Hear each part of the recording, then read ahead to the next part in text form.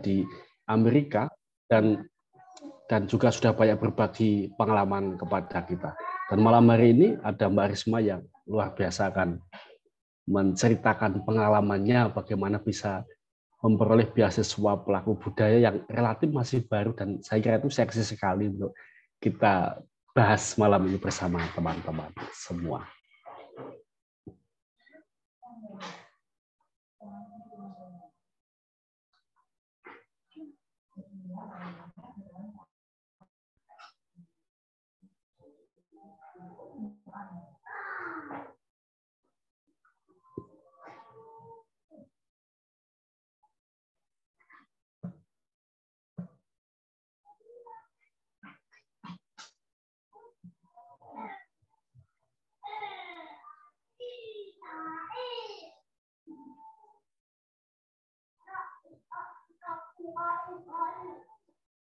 Ya.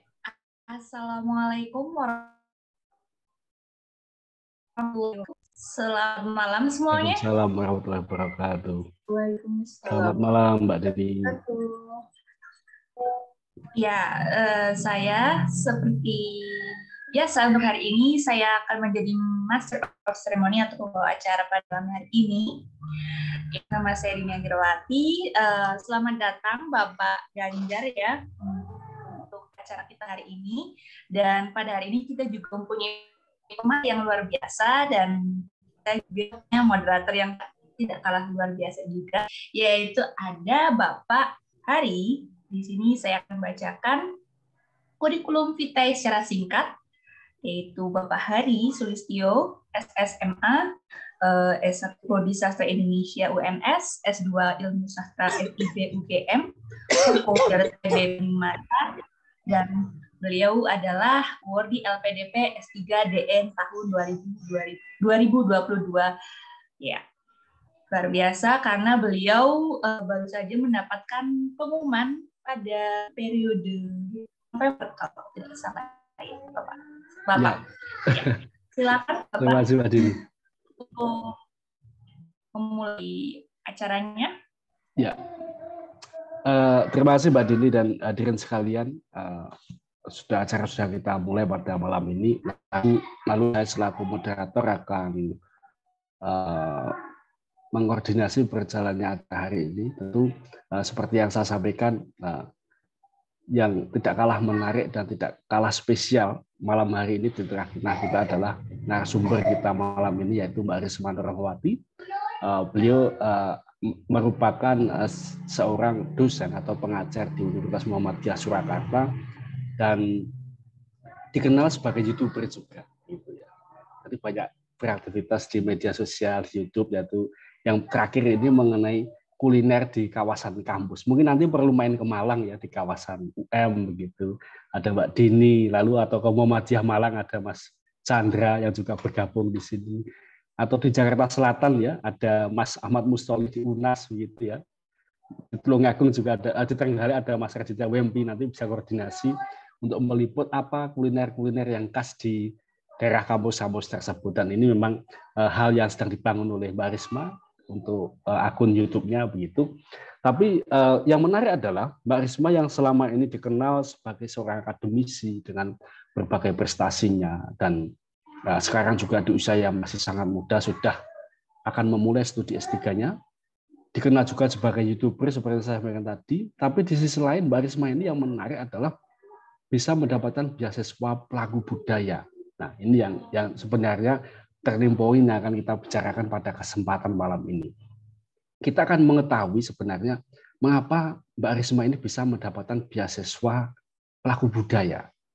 Yang notabene Mbak Risma ini bukan yang dalam tanda kutip benar-benar seniman berskala nasional begitu ya, yang bukan misalnya bukan seorang penulis puisi yang sering kita lihat puisi-puisinya di koran begitu.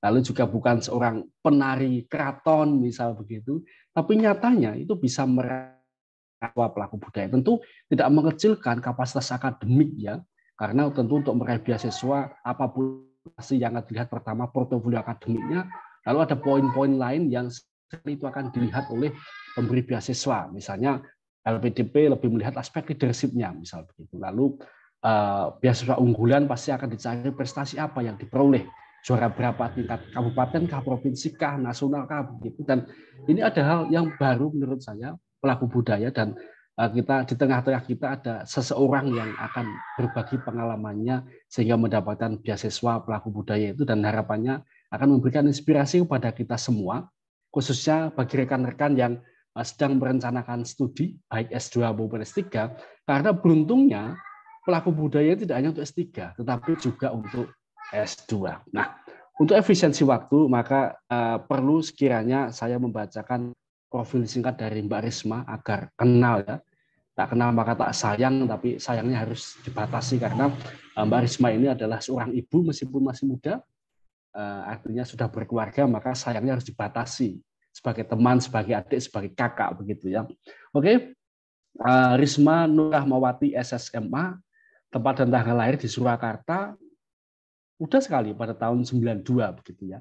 Alamatnya di Semanggi Mojo, Pasar Kliwon, Jawa Tengah, Surakarta begitu ya. Lalu media sosial IG-nya nanti bisa saya share di ini ya, di chat begitu ya.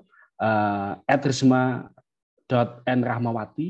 Lalu media sosial YouTube-nya adalah Risma N. Rahmawati. Nanti akan saya bagikan, jangan khawatir teman-teman yang ingin melihat review kuliner di kawasan kampus, misalnya ada yang main ke Solo, UMS itu apa yang menarik, ada di sana. Begitu ya. Moto hidup adalah mengajar adalah ibadah, menjadi dosen yang disayang atau adalah tujuan. Jadi mengajar ibadah, menjadi dosen yang disayangi adalah tujuan. Pasti disayang oleh banyak, begitu ya.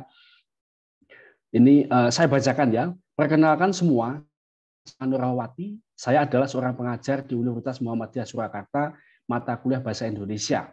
Selain sebagai pengajar, saya juga seorang kreator digital di YouTube ya, bernama Risma N. Rahmawati. Selain di YouTube, saya juga konten kreator di Instagram @risma.n.rahmawati.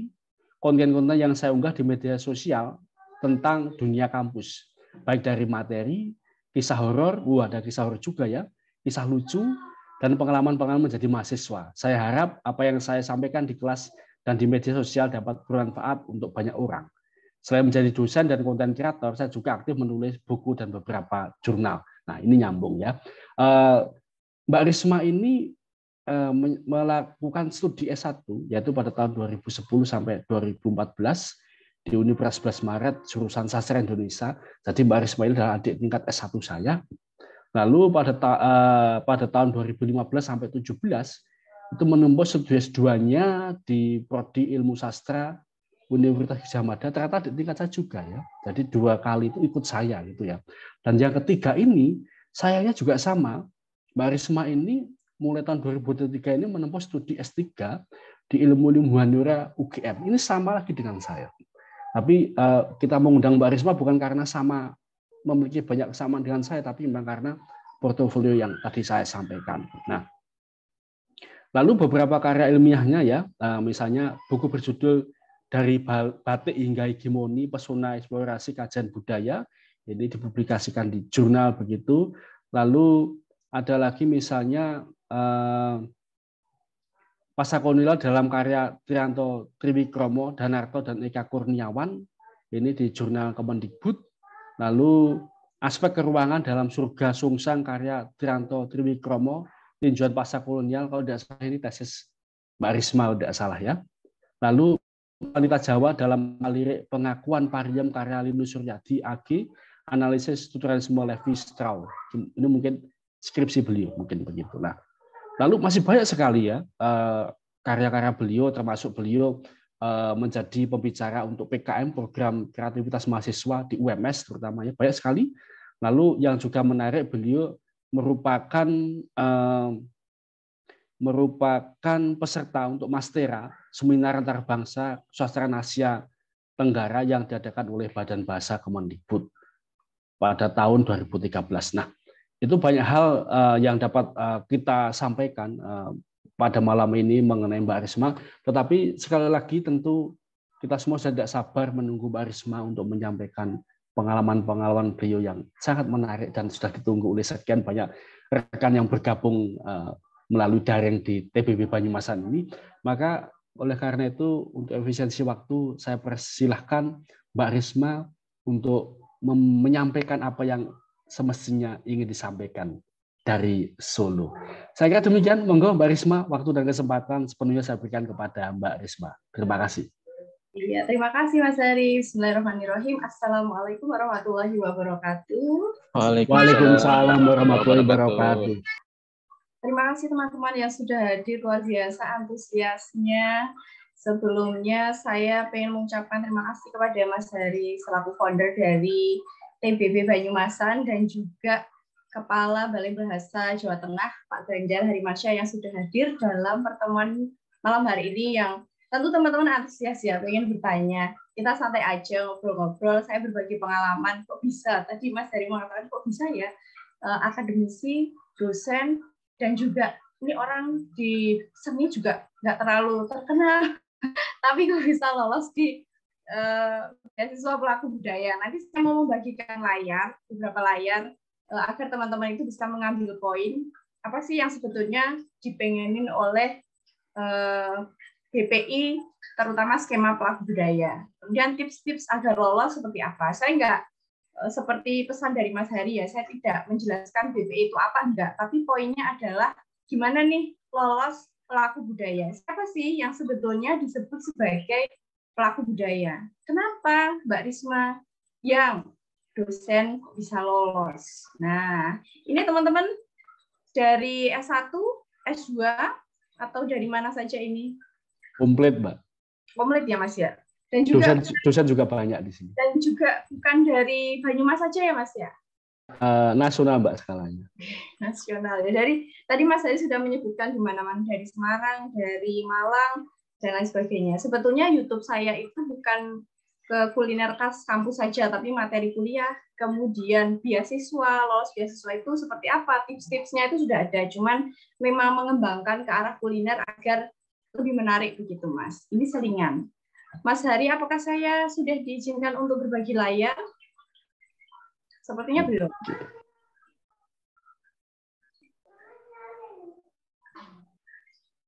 Sudah? Ya, baik, saya coba dulu, Mas. Ya, monggo. Sudah. Apakah sudah terlihat di layar teman-teman semuanya? Belum mungkin. Oh, sudah, Mbak Risma. Sudah. Nah, ini ya perkenalkan dulu, saya Risma Nur Rahmawati, awardee beasiswa pendidikan Indonesia, skemanya pelaku budaya.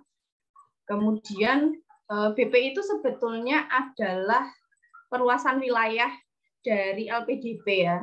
Memang belum terlalu banyak, mungkin teman-teman yang tahu beasiswa atau beasiswa pendidikan Indonesia yang hanya adalah pelaku budaya. Karena memang BPI ini itu baru dibandingkan dengan LPDP yang sudah puluhan tahun dan juga beasiswa unggulan yang sudah puluhan tahun dikenal masyarakat. Nah, BPI ini baru 2 kali periode, tahun 2021 dan juga tahun 2022. Alhamdulillah saya lolos untuk periode yang kedua tahun 2022 dan biasanya BPI itu dibuka pada bulan Juli sampai dengan September. Jadi nanti teman-teman bisa mempersiapkan diri. Oh, berarti antara Juli dengan September itu semua berkas saya sudah siap. Ketika sudah dibuka oleh BPI, maka tinggal mengunggah berkas apa yang diperlukan. Nah, ini cuma selayang pandang aja agar teman-teman lebih paham sebetulnya BPI itu skemanya apa saja sih selain pelaku budaya. BPI ini merupakan perluasan program seperti yang sudah saya sampaikan tadi ya, perluasan program dari LPDP yang digelar oleh Kemdikbudristek ya, Kemdikbudristek yang dikelola oleh Puslabik.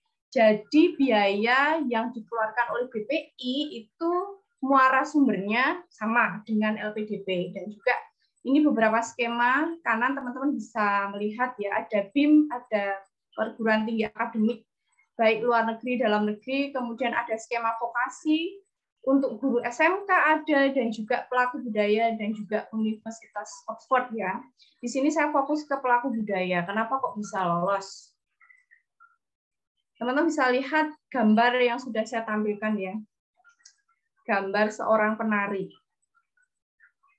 Sebetulnya siapa sih yang bisa disebut sebagai seorang pelaku budaya? Mungkin itu teman-teman yang bertanya-tanya.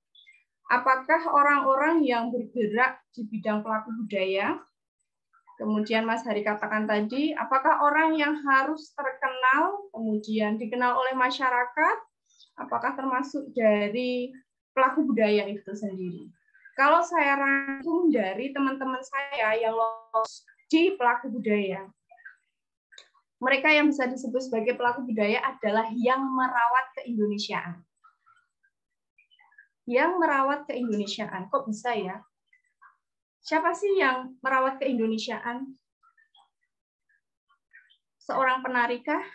Kemudian seorang yang bergerak di bidang puisikah? Seorang akademisikah?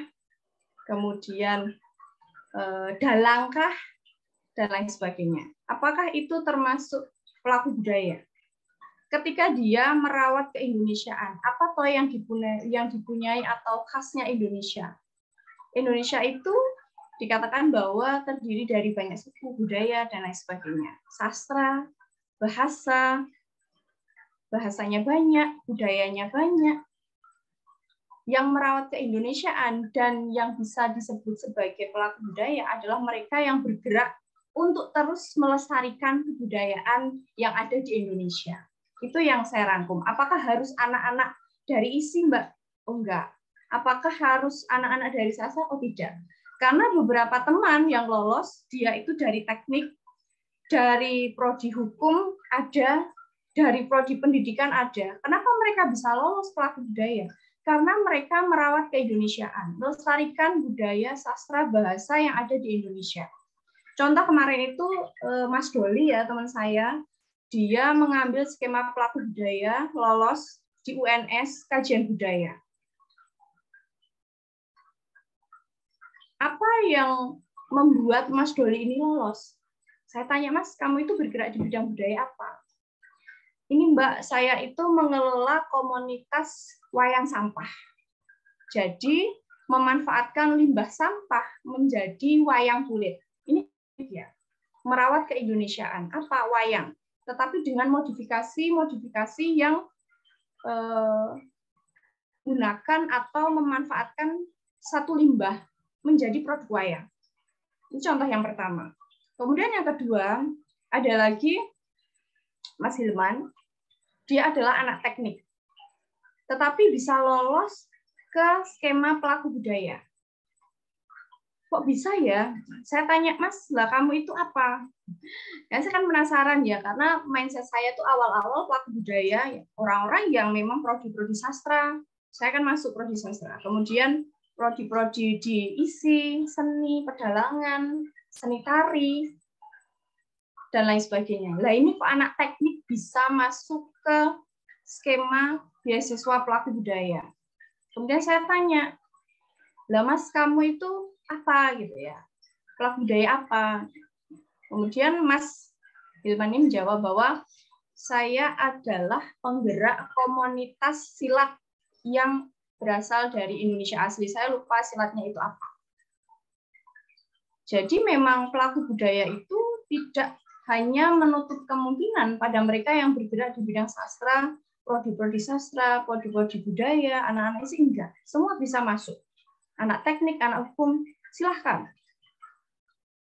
Nah, siapa yang berhak mengikuti seleksi pelaku budaya? Sebetulnya semua bisa masuk ya. Yang kiri, tadi yang Mas Hari sudah mengatakan, Mbak Risma ini dosen UMS, tapi kok bisa masuk ke seleksi pelaku budaya. Nah, sebelah kiri itu ada seorang pengajar, bisa lolos pelaku budaya atau bisa mengikuti minimal mengikuti seleksi berkas dulu lah di skema pelaku budaya dari BPI. Kok bisa ya seorang pengajar? Nah, karena seorang pengajar ini bisa lolos dari selaku budaya, dari seleksi beasiswa pelaku budaya termasuk saya, karena menekuni sastra dan budaya. Nanti saya cerita ke teman-teman, saya itu menekuni bidang apa. Ya, walaupun tidak terkenal mungkin di kancah Indonesia, tetapi nanti apa tuh yang bisa membuat para juri itu yakin, oh ya, Mbak Risma ini cocok nih, layak untuk menerima beasiswa pelaku budaya. Kemudian yang sebelah kanan, sebelah kiri tadi, akademisi yang memang bergerak di bidang sastra dan budaya, melestarikan keindonesiaan. merawat bahasa, merawat sastra, merawat budaya yang ada di Indonesia. Nah, kalau yang kanan adalah masyarakat umum yang menekuni bidang sastra dan budaya. Banyak ya maestro-maestro yang memang seorang dalang. Kemudian seorang penari, pelaku adat, pelaku kepercayaan adat. Mereka bisa masuk dalam penerima beasiswa pelaku budaya. Saya ada salah satu teman, namanya Mbak Feby, dari Banyumas juga, kebetulan dari Banyumas, yang memperkenalkan juga beasiswa pelaku budaya adalah Mbak Feby ini, sebetulnya yang saya banyak diskusi dan juga banyak komunikasi dengan Mbak Feby, yang lolos di skema pelaku budaya yang pertama. Saya tanya Mbak Feby, jenengan itu pelaku budaya apa ya? Oh, saya ini adalah penggerak aliran kepercayaan di Banyumas. Bukan seorang dosen. Tetapi bisa lolos. Karena apa? Karena memang melestarikan kepercayaan adat ya yang ada di Banyumas. Pelaku kepercayaan yang memang sudah diakui sebagai agama di Indonesia ya, selain Islam, Kristen, Katolik, Hindu, Buddha. KTP-nya ditunjukkan ke saya. Ini loh Mbak Risma, saya juga di KTP itu sudah tertulis aliran kepercayaan terhadap Tuhan Yang Maha Esa. Sehingga bisa lolos. Jadi teman-teman, di sini saya pasti banyak mahasiswa dan juga banyak dosen. Jangan ragu-ragu untuk apply ya, mengunggah, mengikuti seleksi pelaku budaya, beasiswa pelaku budaya. Walaupun teman-teman adalah dosen, teman-teman berkesempatan ketika memang melestarikan keindonesiaan, mengikuti komunitas, mengelola komunitas. Salah satunya misalnya Mas hari ini, TBB Banyumasan, sebagai founder. Saya pikir ini juga bisa masuk dalam skema pelaku budaya.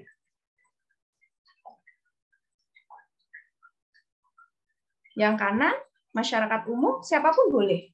Para maestro, seorang dalang, seniman, sastrawan, para penari, sudah lulus S1, pengen melanjutkan S2.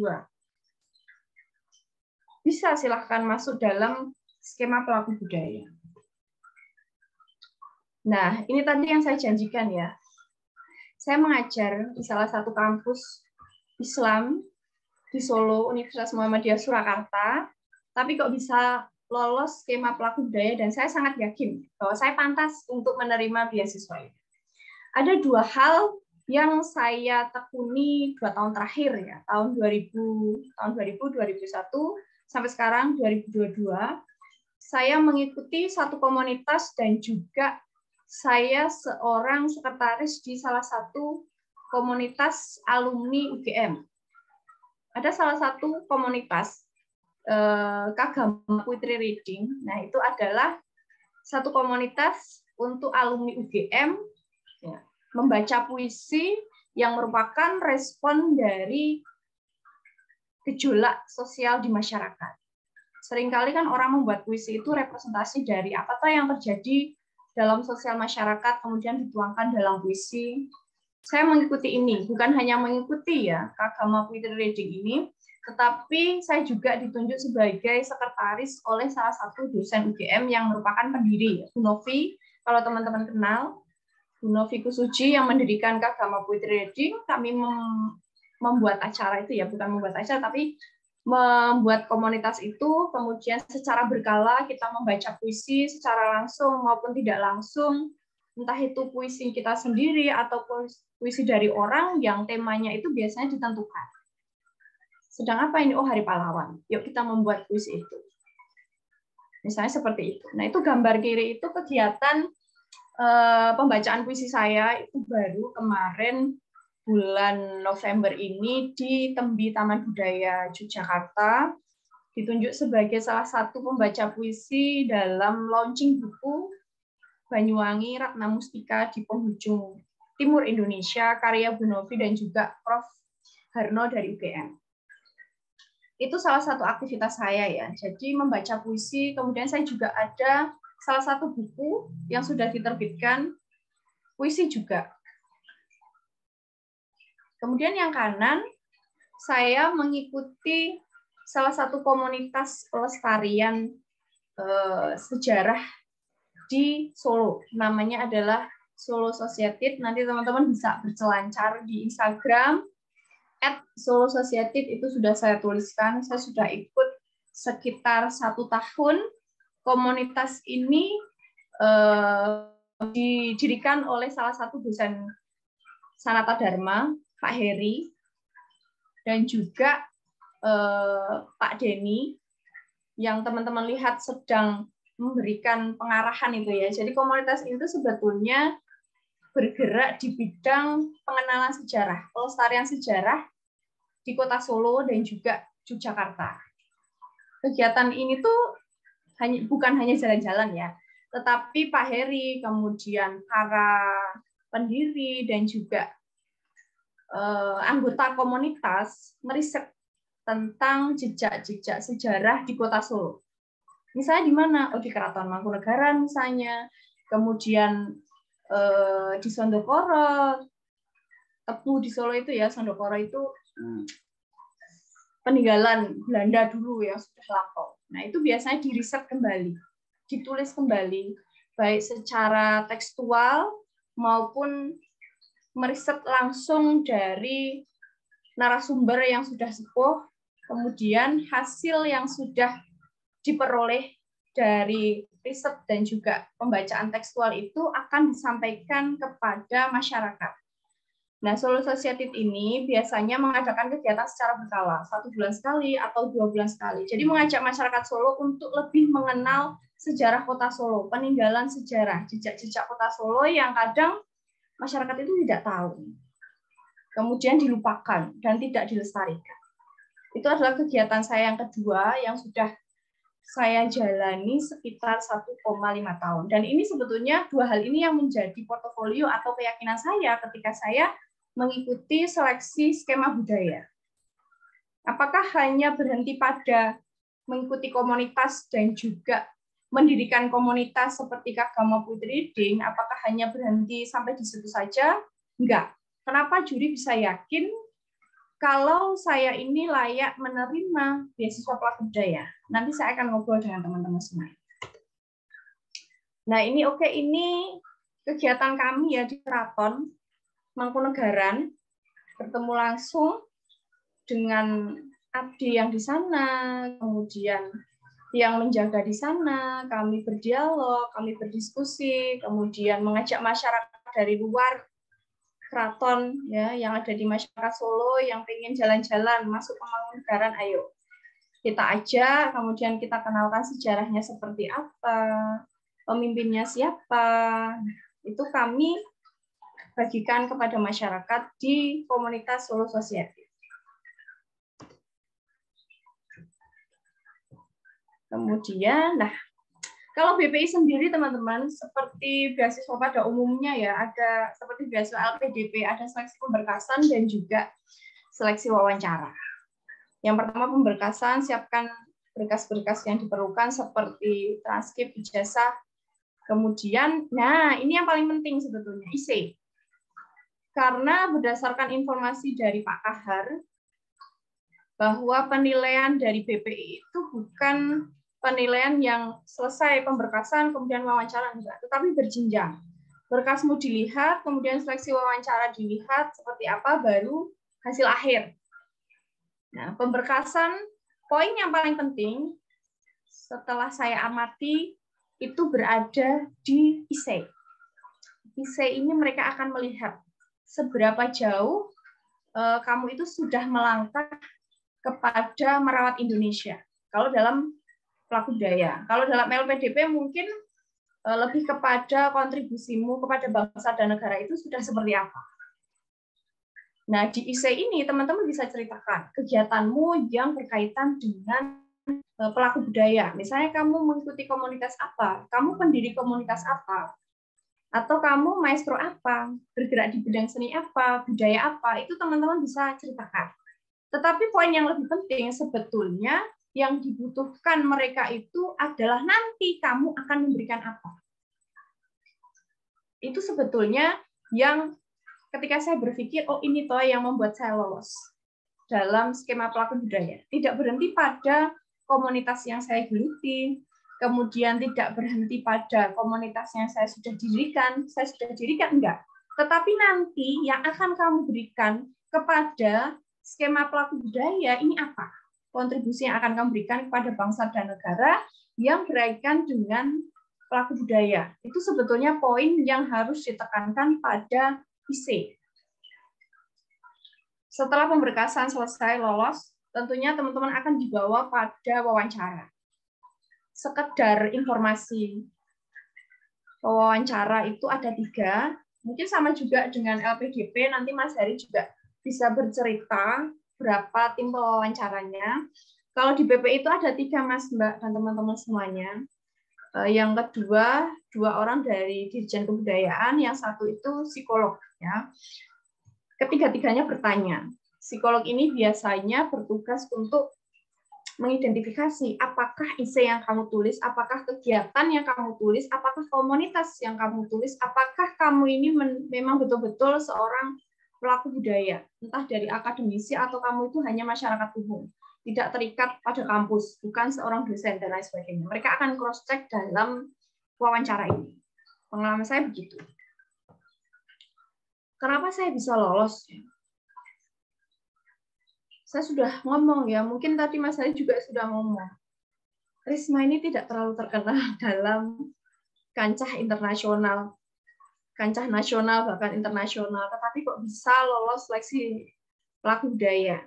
Dan juga berdasarkan informasi dari Kemdikbud ini ya, bahwa pelaku budaya itu termasuk salah satu skema yang seleksinya lumayan ketat. Kalau di seleksi vokasi, BIM, kemudian PTA, itu 1:3. Tapi kalau dalam pelaku budaya ini, pesaingnya lebih besar ya, 1:4 dan juga 1:5. 4 orang mengalahkan 1, 5 orang mengalahkan 1 ya. Kok bisa saya lolos ya dengan seorang Risma yang tidak terlalu terkenal tadi? Ada beberapa hal yang bisa saya rangkumkan, saya evaluasi kenapa kok saya bisa lolos, walaupun awalnya saya pun juga deg-degan lolos nggak ya, karena saya tahu di luar sana itu banyak maestro yang sudah bergerak di bidang seni dan juga budaya sudah sangat lama, kemudian seorang dalang yang sudah sangat lama menekuni ya, seorang empu keris yang sudah lama bergerak di bidang budaya, tetapi kok saya bisa lolos. Kenapa saya bisa lolos? Ternyata ada 3 hal yang bisa saya bagikan kepada teman-teman semuanya. Yang pertama adalah kontribusi nanti yang akan kamu berikan ketika sudah lolos. Ini saya mau cerita di dalam IC itu ya. Jadi di IC itu kan kenalan dulu biasa, nama saya siapa, kemudian lulus dari mana, kemudian kegiatan komunitas yang berkaitan dengan budaya itu kamu apa saja. Tadi saya kan cerita ya, saya itu Kagama Puisi Reading, pembacaan puisi untuk alumni UGM. Kemudian saya juga mengikuti komunitas budaya, pelestarian budaya Solo Society di Solo. Sudah berapa lama itu saya ceritakan.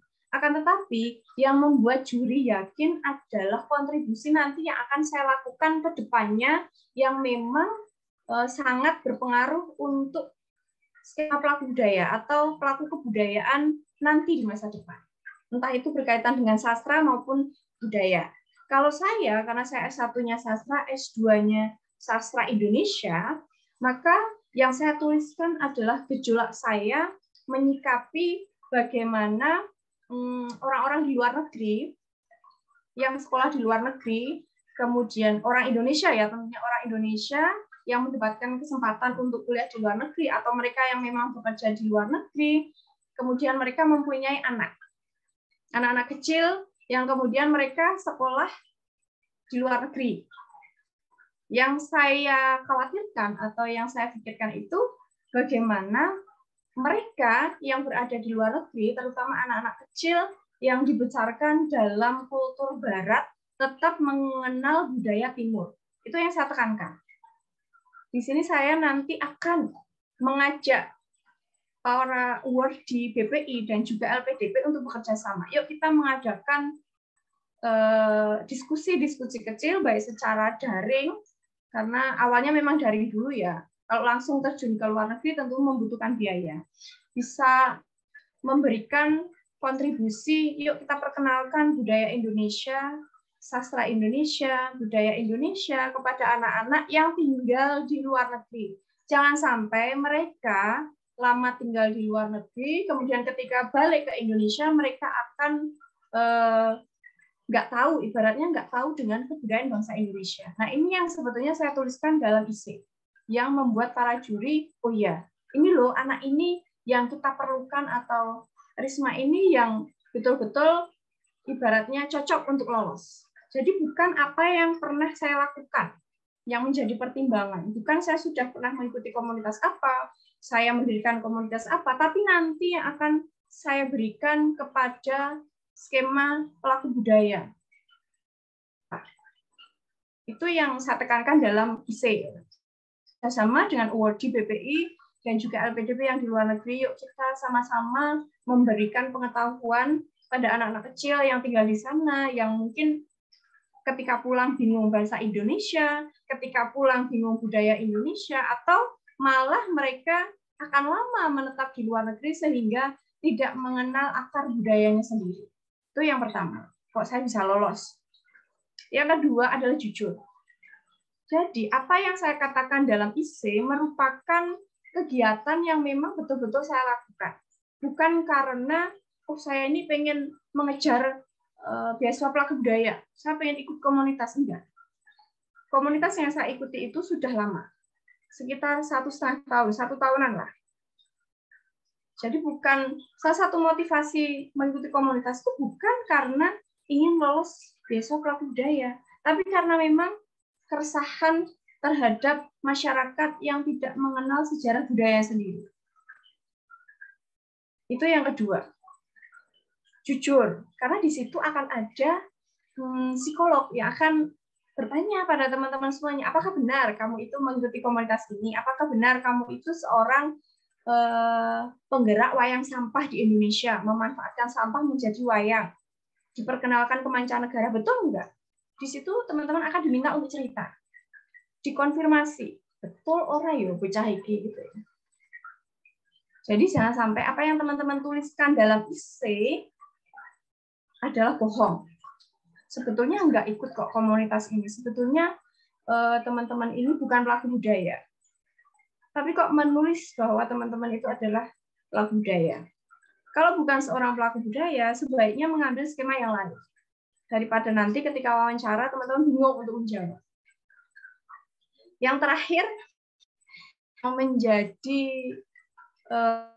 satu hal yang membuat saya lolos adalah doa yang tidak pernah putus. Saya sangat butuh beasiswa ini, ibarat kata.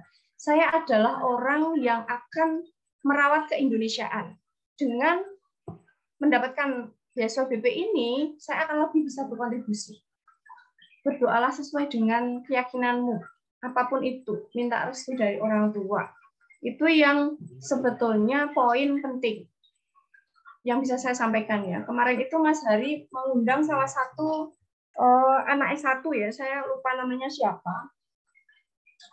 Mengundang salah satu anak S1 yang betul-betul hidupnya itu serasa, aduh, ini anak kok lancar banget ya, bisa mendapatkan beasiswa ke luar negeri, apa yang dia inginkan bisa terkabul, ini itu. Saya ikut gitu ya di salah satu obrolan Zoom seperti ini yang diadakan oleh Mas Hari. Nah, saya tanya, rahasiamu itu apa? Kok kamu bisa lancar dari segala keinginanmu? Lolos beasiswa ini, bisa ke luar negeri, bisa kuliah ini, bisa itu. Ternyata yang menjadi rahasia adalah doa dan sedekah, dan juga doa dari orang tua tentunya, atau doa dari dirimu sendiri juga sangat berarti ya. Dan juga sedekah, kepedulianmu terhadap orang lain itu akan membawa. Kita nggak bisa loh, sebaik apapun kita, seluar biasanya kamu sebagai seorang sosok dosen misalnya yang sudah terkenal dimanapun teman-teman berada, mahasiswa yang berprestasi dan lain sebagainya. Kalau tidak diimbangi dengan yang religi itu, menurut saya nggak akan bisa berjalan seimbang. dengan doa, dengan keyakinan, dengan sedekah, apa yang teman-teman inginkan bisa dilancarkan. Itu sih kalau dari saya pribadi. Itu saja mungkin yang saya sampaikan. Teman-teman yang silahkan bertanya kepada saya. Akan saya jawab. Ya. Sudah banyak yang saya sampaikan ini. Semoga teman-teman ngerti ini apa yang disampaikan oleh Mbak Risma. Ya. Saya kembalikan lagi kepada Mas Hari selaku moderator. Ya, terima kasih Mbak Risma. Luar biasa ya apa yang disampaikan. Sangat runtut dan begitu detail dan akhirnya membuat kita tahu, oh ternyata itulah yang disebut sebagai pelaku budaya.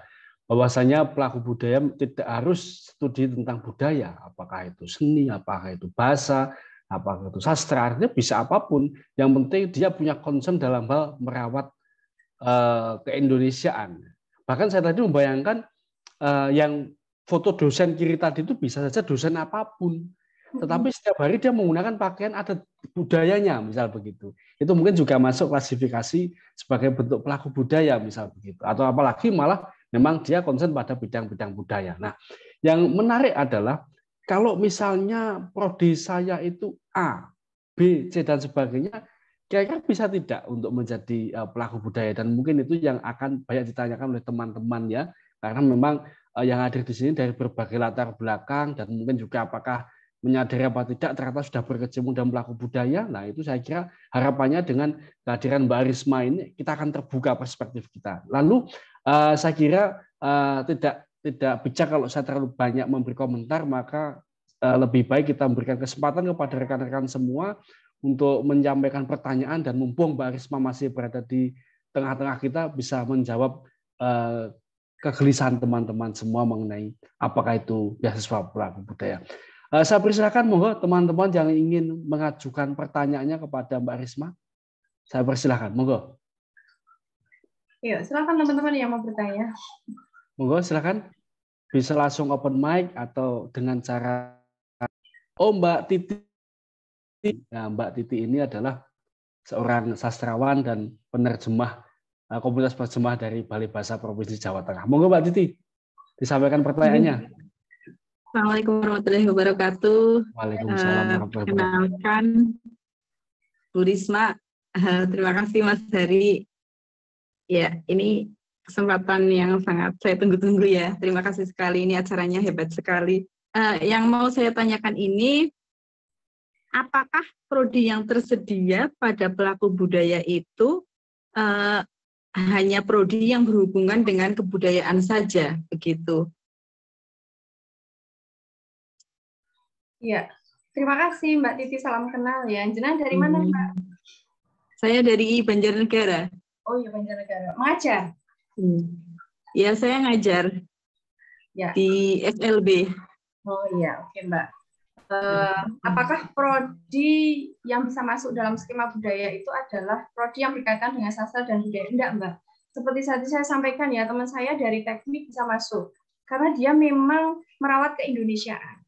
Yang terpenting dalam BPI, Beasiswa Pendidikan Indonesia Skema Pelaku Budaya, adalah universitasnya A dan prodi yang kamu pilih itu adalah B.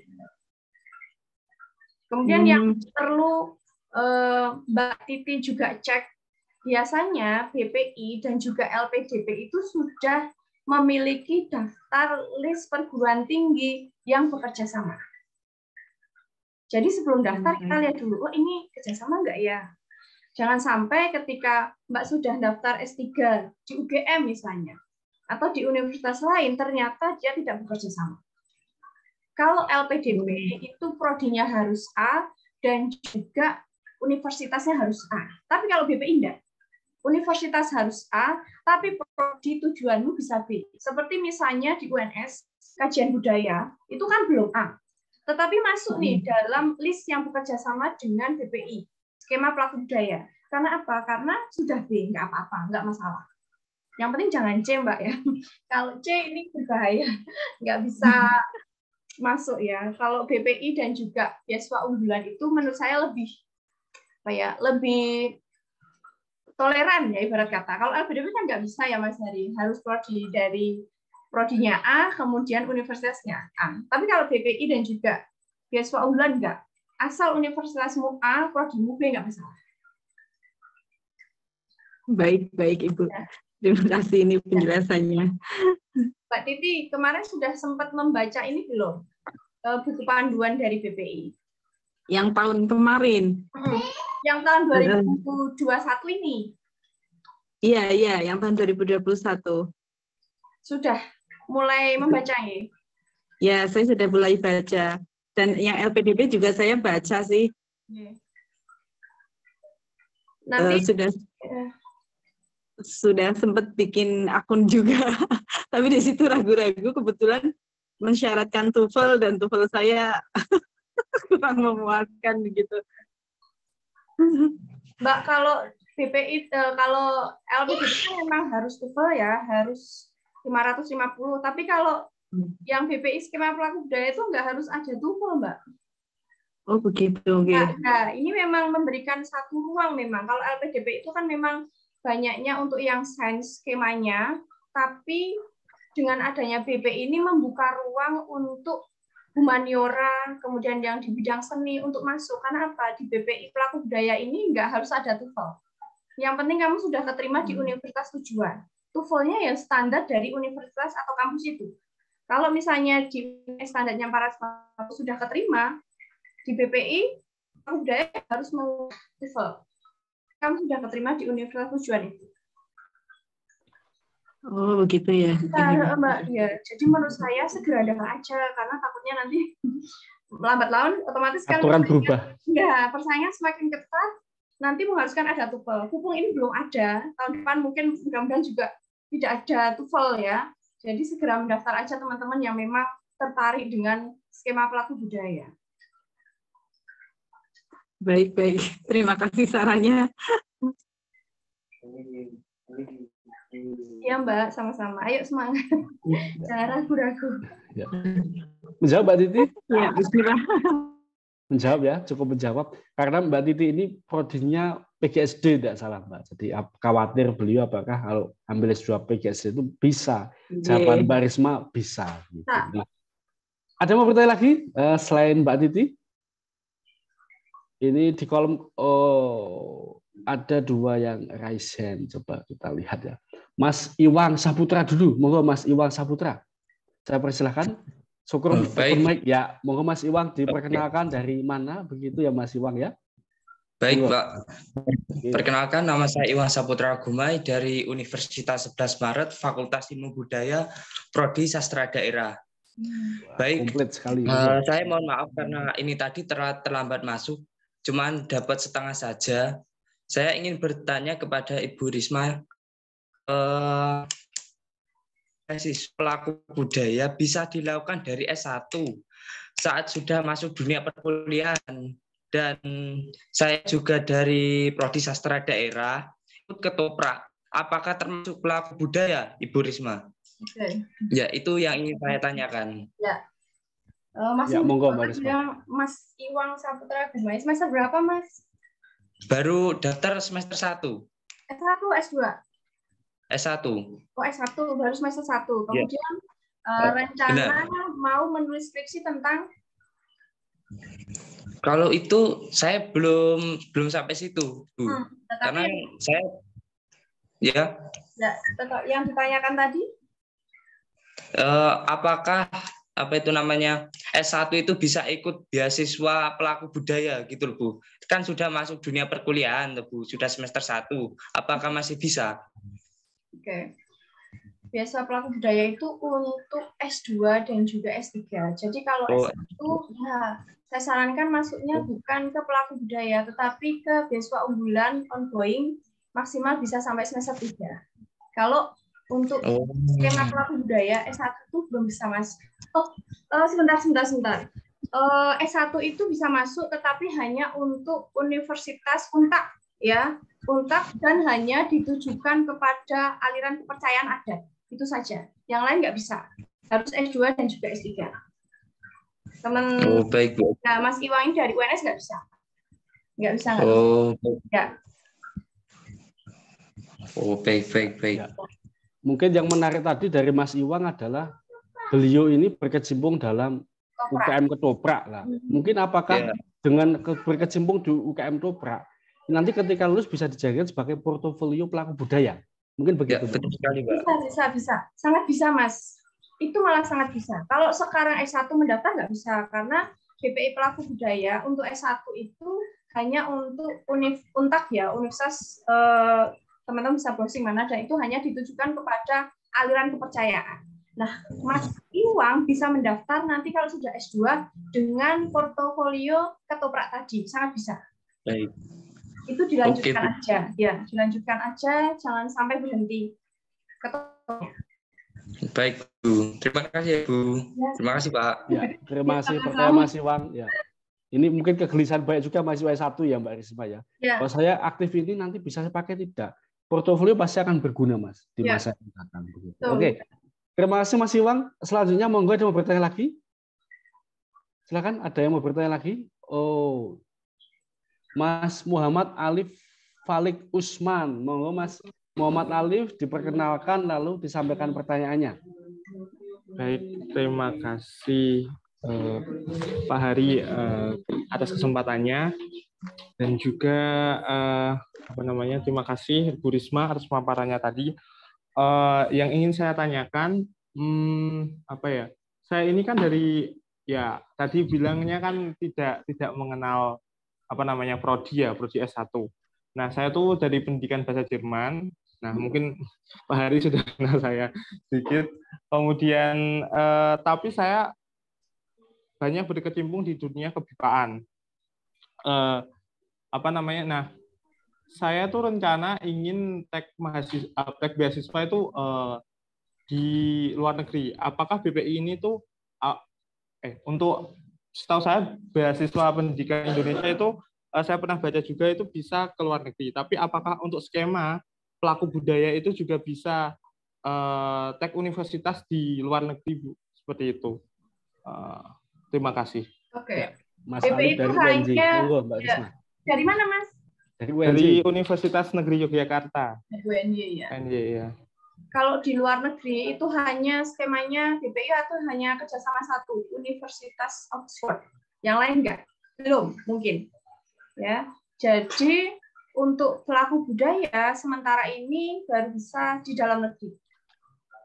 Kecuali kalau di Oxford itu ada universitas yang memang berkaitan dengan sastra dan budaya. Tapi saya belum cek itu ya, di Oxford itu jurusannya apa saja, karena memang tidak, atau saya sadar diri bahwa saya tidak ke luar negeri itu IELTS-nya nggak mencukupi. Jadi saya tidak mempelajari lebih lanjut prodi-prodi yang ada di Oxford itu apa saja. Tapi kalau di Oxford itu ada yang berkaitan dengan prodi sastra dan budaya, saya pikir bisa masuk. Tapi untuk sementara ini BPI pelaku budaya hanya untuk dalam negeri.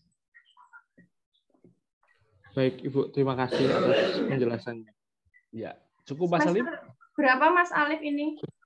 Saya bulan depan wisuda, Bu. S1 ya? Ya, S1. Oh, iya. Coba dulu nanti dilihat perkembangannya, apakah BPI itu memperlebar sayap pelaku budaya untuk bisa ke luar negeri. Nanti disimak aja perkembangannya, karena kadang-kadang juga berubah untuk aturannya. Iya, betul. Ya. Terima kasih. Terima kasih Mas Alif dan Mbak Risma atas tanggapannya. Sama-sama. Ini ada yang bertanya melalui chat Mbak Risma, saya bacakan ya. Dari Mbak Rani Setiawati. Sangat inspiratif sekali Mbak Risma. Saya Rani, alumni dari UMS. Mbak, apakah administrasi BPI sama dengan LPDP atau ada yang berbeda? Selanjutnya, kita daftar lebih dahulu, dapat LOE, baru bisa mendaftar, begitu Mbak. Artinya, apakah perlu mendapat LOE terlebih dahulu, atau bisa kita mendaftar dulu baru mencari kampus? Nah, monggo Mbak Risma. Nah, ini pertanyaan yang menurut saya bagus untuk teman-teman yang pengen mendaftar beasiswa. Karena apa? Karena BPI dan juga LPDP itu berbeda. Kalau LPDP, kamu tidak harus ada LOE dulu. Kamu tidak perlu diterima di kampus dulu. Kamu bisa daftar nih, walaupun kamu belum keterima di salah satu kampus tujuan. Kalau BPI, yang kedua, angkatan pertama dan juga kedua ini tidak bisa. Jadi begini alurnya, kamu daftar dulu nih di kampus yang memang kerjasama dengan BPI. Kampus mana? Oh, kampus UGM. prodi ini, prodi A, prodi B, prodi C. Kamu daftar dulu. Kamu terima, dapat LOE, baru ini loh bisa kamu gunakan untuk mendaftar. Kalau kamu belum ada LOE surat diterima di salah satu perguruan tinggi, BPI nggak menerima. Itu yang membedakan BPI dengan LPDP. Jawaban saya seperti itu, Mas. Nah, kalau LPDP kan dari Mas Hari bisa cerita nanti bahwa nggak harus ada LOE dulu loh ya. Gitu, Mas. Kalau LPDP kan nggak harus ada LOE dulu. Kalau BPI nggak bisa. Ya. Terus ini Mbak lanjutannya tadi, apakah bisa ongoing? Artinya sudah kuliah 1 semester, baru 1 tahun atau baru mendaftar untuk BPI pelaku budaya. Bisa tidak? Ya. Seperti BU misalnya. Ya, nggak bisa sayang ya. Nggak bisa sayangku kalau yang BPI pelaku budaya kamu nggak bisa ongoing. Tapi kalau skema yang lain seperti PTA, dosen perguruan tinggi akademik boleh ongoing, semester 1 boleh. Tapi kalau BPI enggak, kamu harus mulai dari 0 dulu. Belum kuliah. Kalau kamu sudah kuliah nggak bisa mendaftar. Nanti akan ketahuan oleh BPI. Begitu. Oke, terima kasih tanggapannya Mbak Risma atas pertanyaan Mbak Rani, gitu ya. Oke, masih ada waktu, monggo ada yang mau mengajukan pertanyaan kepada Mbak Risma mengenai kegelisahan-kegelisahannya tentang beasiswa pelaku budaya. Saya persilakan. Kita masih cukup waktu, monggo ada yang mau bertanya?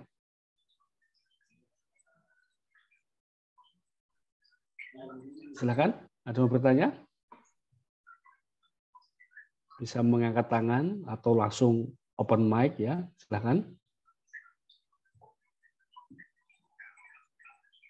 Karena beasiswa pelaku budaya ini cukup menarik ya saya kira ya. Jadi ada skema baru yang bisa diambil oleh rekan-rekan, baik mereka merupakan akademisi yang juga berkecimpung dalam dunia seni, yang bidangnya seni dan budaya begitu, atau masyarakat umum yang profesinya adalah budayawan. Tadi disebutkan penari kah misalnya dalang kah atau yang lain. Termasuk mungkin juga seniman kontemporer ya Mbak ya, pelukis misalnya, penyanyi misal. Dia mungkin juga YouTuber untuk musik mungkin begitu, mungkin juga akan sedikit banyak dipertimbangkan untuk bisa masuk ke sana. Mungkin begitu ya, karena teknisnya memang nanti tim yang akan menilai. Tetapi sejauh kita merawatkan Indonesiaan apapun itu, menurut Mbak Risma itu bisa mendaftar beasiswa pelaku budaya BPI. Ya. Gitu. Silakan, ada bertanya lagi? Kita masih cukup waktu. Seperti tadi ya Mas, yang suka ketoprak itu jangan sampai kalau memang ada niatan untuk S2, jangan sampai itu dilepaskan. Itu bisa menjadi salah satu isi pendukungmu bahwa kamu adalah pelestari ketoprak di Indonesia yang memang sekarang ini sudah banyak ditinggalkan oleh anak-anak muda. Gitu. Ya. Dan tidak harus selalu seni tradisi ya Mbak ya, apapun bisa. Misalnya teater kontemporer pun pasti bisa. Bisa begitu. Ya. Silakan ya. Mungkin juga bisa diinformasikan ya hal-hal ini kepada mahasiswa-mahasiswa di kampus yang memang ingin melanjutkan studi dengan pelaku budaya, atau seringkali sebagai dosen kita melihat potensi mahasiswa nih, kamu tuh cocoknya untuk beasiswa ini, kamu ini, dan saya kira dengan kehadiran Mbak Risma di tengah-tengah kita akan memberikan banyak referensi kepada kita untuk bisa mengarahkan misalnya adik-adik kita kah, mahasiswa kita kah yang ke depan ingin studi, jadi punya banyak referensi tentang beasiswa berikut dengan karakter masing-masing sehingga pas. Karena beasiswa itu biasanya akan mencari yang pas, yang sesuai. Karakternya, portofolionya, kemampuannya biasanya sesuaikan ya. LPDP harus begini misalnya, lalu BPI begini, BU begini, dan yang lainnya, termasuk yang dalam dan luar negeri. Silakan mau bertanya lagi. Permisi, saya boleh bertanya lagi? Monggo Mas Salib. Boleh, Mas Salib, ya, silakan. Kalau ini Bu Risma, saya kan nggak terlalu mungkin di dalam hal kebudayaan, misalnya seperti pelaku seni kan tidak berkecimpung dengan seperti itu. Maksudnya tidak aktif seperti itu, bukan. Tapi kalau untuk misalnya bahasa Indonesia untuk bentur asing, itu kira-kira bisa dikategorikan sebagai pelaku budaya atau tidak ya Bu? Oke. Nah ini menarik sekali, monggo Mbak Risma. Ya, kalau dari perspektif saya bisa, karena yang merawat keindonesiaan, bahasa Indonesia itu sebetulnya ciri khas bangsa Indonesia enggak sih? Kalau saya tanya ke Mas Alif. Iya. Iya. Pasti. Iya pasti. Bahasa Indonesia, budaya Indonesia, bahasa daerah Indonesia merupakan ciri khas dari negara Indonesia yang harus dilestarikan. Apakah saya sebagai pengajar bahasa asing bisa dikategorikan sebagai pelaku budaya? Bisa, Mas. Kalau dari perspektif saya bisa. Karena apa? Karena salah satu hal yang saya tuliskan dalam esai saya, kontribusi yang akan saya lakukan adalah memperkenalkan bahasa Indonesia kepada orang-orang yang sekolah di luar negeri, bekerja di luar negeri, dan mereka mempunyai keturunan, dibesarkan dalam budaya, bahasa Western atau Barat, sehingga tidak mengenal bahasa Indonesia. Itu yang salah satu saya tuliskan dalam esai saya yang akan menjadi kontribusi nanti yang akan saya lakukan. Jadi menurut saya sangat bisa. Tapi untuk lebih meyakinkan tim juri, silahkan. Kalau saya pribadi jangan hanya berhenti sebagai pengajar bahasa asing, tetapi kembangkan. Misalnya saya juga asing di YouTube loh, di Instagram loh, kemudian di masyarakat mana misalnya, itu lebih dikembangkan lagi. Jadi pergunakanlah media sosial sebagai media dalam pembelajaran bahasa asing. Kan selama ini kan orang asing datang ke sini, kalian mengajar, misalnya BIPA, atau kalian yang datang ke sana. Tapi pemanfaatan dunia digital itu sangat mendukung dalam argumen dan juga portofolio. Apalagi sekarang masa pasca pandemi kan semua digital. Begitu Mas Ali. Oh, iya baik. Mohon maaf tadi mungkin saya kurang paham. Berarti kalau jurusan yang akan saya apply seperti itu, misalnya saya sangat tertarik dengan linguistik terapan. S2 saya berencana seperti itu, Bu. Mengambil linguistik terapan. Itu bisa sekali ya, Bu, kalau dengan beasiswa ini. Nah, yang penting prodi di universitasmu itu B, dan juga universitasnya itu akreditasinya sudah habis. Baik, terima kasih, Bu. Sama-sama. Ya, tadi Mas Alif atas pertanyaannya yang diberikan tuntas oleh Mbak Risma. Ada yang mau bertanya lagi, monggo? Masih ada waktu, monggo? Kita masih ada waktu sampai pukul 20.30 ya, Mbak Dini ya? Ya. Masih ada waktu 7 menit lagi, monggo. Jangan disia-siakan kesempatannya untuk bertanya. Silakan. Jadi menarik sekali tadi Mas Alif sebagai pengajar BIPA, dan ternyata mengajar bahasa Indonesia itu adalah representasi keindonesiaan. Meskipun mungkin di sisi lain harus didukung oleh aktivitas-aktivitas lain ya Mbak Risma ya. Iya, Mas. Itu untuk mencerminkan bagaimana Mas Alif yang mengajar bahasa Indonesia di BIPA UNY ini untuk mahasiswa bahasa Indonesia Politik Asing ini dianggap sebagai pelaku budaya. Tidak serta-merta sebagai pengajar saja gitu. Nah, saya kira kesempatan yang menarik untuk teman-teman yang memang punya akses ya, yang studinya bahasa asing itu punya akses kuat sekali untuk mengajar BIPA begitu ya, termasuk yang studinya bahasa Indonesia begitu. Monggo, ada bertanya lagi? Kalau saya boleh saran ya Mas ya. Ya monggo Mbak Risma. Kalau saya beri saran ke teman-teman semuanya, saya yakin 22 teman-teman di sini adalah orang-orang yang luar biasa. Kalau teman-teman memang pengen menyasar di skema pelaku budaya, silakan teman-teman mengikuti komunitas yang memang berkaitan dengan aktivitas budaya yang merawat keindonesiaan. Kalau bisa malah mendirikan, seperti Mas Hari, founder PBB Banyumasan. Ini bisa loh dikategorikan sebagai pelaku budaya yang banyak membahas, kemudian mengulas tentang Banyumas misalnya, atau adat, atau kebudayaan, dan lain sebagainya. Kalau memang sudah ada nih niat S2, S3, skema pelaku budaya, yuk silahkan dari mulai sekarang ikut komunitas atau dirikanlah komunitas yang memang berkaitan dengan sastra dan budaya. Tidak harus kamu itu dari prodi sastra dan budaya, karena anak teknik, anak hukum itu bisa lolos. Yang penting apa? Ya kamu merawat keindonesiaan, kamu aktif dalam sastra dan juga budaya yang ada di Indonesia.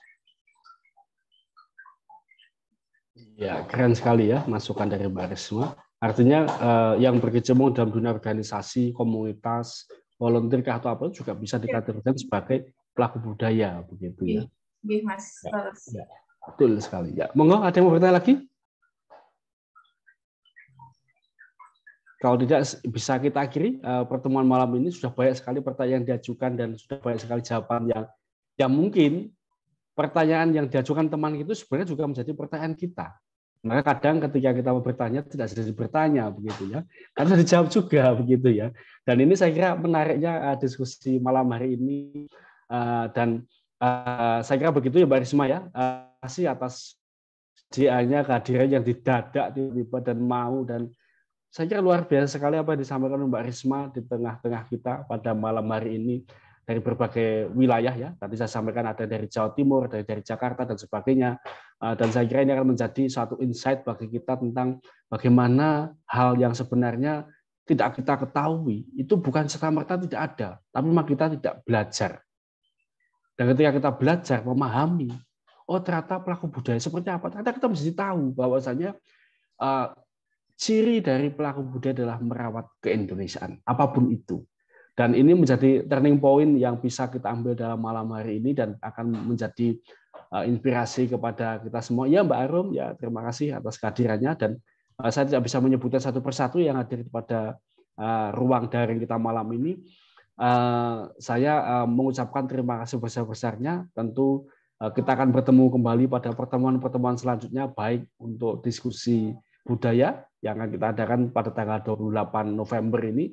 Dua pembicara yang luar biasa juga akan datang di tengah-tengah kita, maupun bincang beasiswa pada bulan yang akan datang. Jadi PBB punya komitmen sebagai komunitas literasi dalam bidang seni, bahasa, sastra, budaya, dan pendidikan akan selalu hadir di tengah-tengah saudara semua untuk menyajikan informasi yang aktual, yang menarik, sehingga kita semua bisa belajar di ruang yang tanpa batas dan tanpa batasan umur dan usia. Itu saya kira menarik dan itu yang bisa saya sampaikan.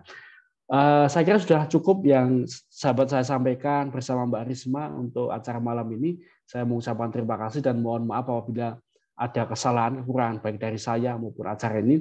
Maka saya kembalikan lagi kepada Mbak Dini sebagai pembawa acara. Monggo Mbak Dini. Mas Ganjar, terima kasih sudah. Monggo Mbak Dini. Yeah. Sebelum kita tutup acara pada sami-sami Mas Hari. Nggih, Mas Ganjar. Mau berkomentar Mas Ganjar, monggo. Saya hanya mengucapkan terima kasih informasinya, Mbak Risma, keren deh. Nanti saya informasikan juga ke teman-teman yang berminat ya Mas Hari ya. Mbak Risma, terima kasih informasinya Mbak Risma. Ya, Mas Ganjar. Dan acara ini juga akan diupload di YouTube TB Banyumasan, Mas.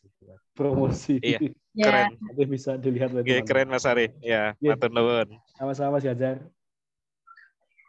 Moga Mbak Dini. Oke.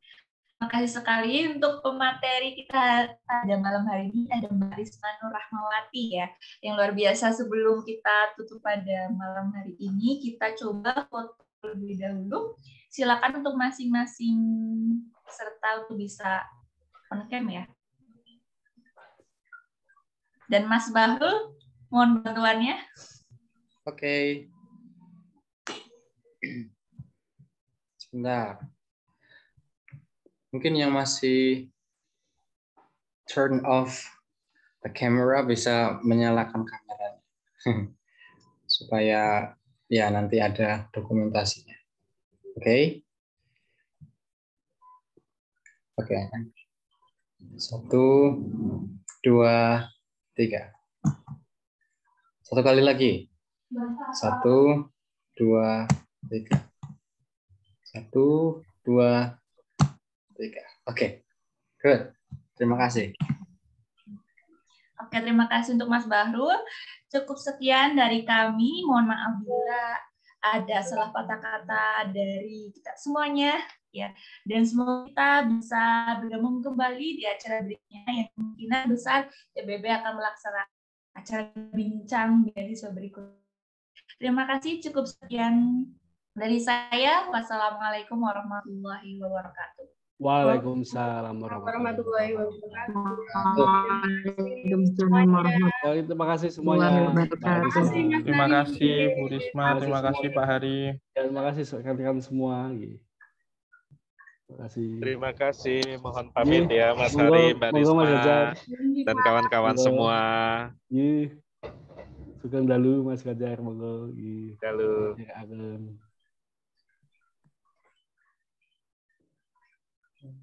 Mas Bondan.